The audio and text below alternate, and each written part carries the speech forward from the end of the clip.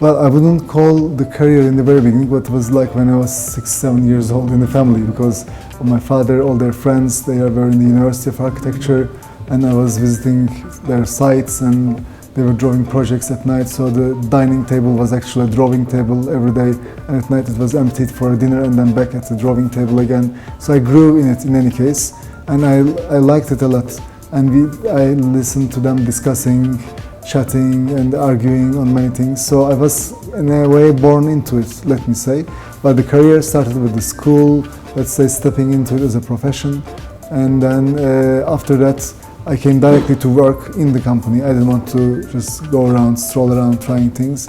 I exactly knew that I wanted to design, and this was a great chance for me that there was this industry that I would be part of, and I could shape it into a designed mind in my eye. And it's now been nearly 20 years, and it grew, and I learned from every single person in the company through our encounters, through our discussions, from our engineers, from our sales team, from the marketing team, and we have been in mutual growth in a way that how we think of design, how we communicate design, how we progress design in different aspects, in a higher quality, in a different way, in functionality, to getting as much as possible from our customers. So it's been a long journey.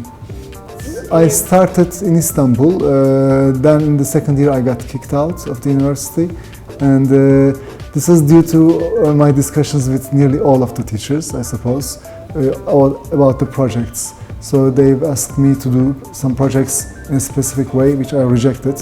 And when I started rejecting one after the other, they thought of me not fit for the school, I suppose. So it was a shock for me at that time to be thrown out. It was slightly traumatic maybe. Then I applied for several schools elsewhere.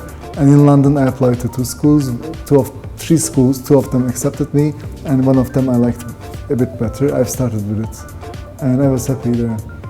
I think so, because the basic difference was in London they treated more as, let's say, people from the same profession. They took you as a future professional colleagues, nearly. And I thought in Istanbul it was a little bit too patronizing for my taste, always telling you what to do, a bit of a father figure in a way, which I didn't have with my father, so I couldn't put up with that, and that was my reaction in any case. And also in London I felt that the art historians were great, so they introduced us in very different levels of why which affected in which side, in which part of the history, what happened in Moscow, and at the same time in London, in New York, then back in Paris, and why they are related. So the whole system of understanding of creative processes in specific times were taught, I think, in a very systematic way, which I enjoyed very much reading. And I think it's somehow rooted in me, looking at a project, trying to find the roots of where the ideas come from, or how to chase a real idea rather than a visual object.